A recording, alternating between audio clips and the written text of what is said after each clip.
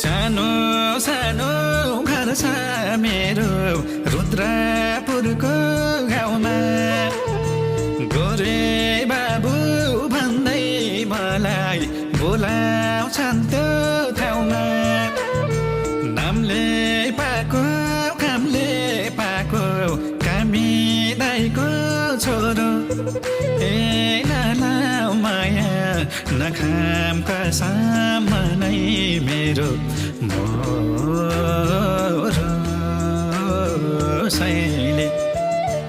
ए साइली मसँगै जान्छौ र मैले छोको खान्छौ र ए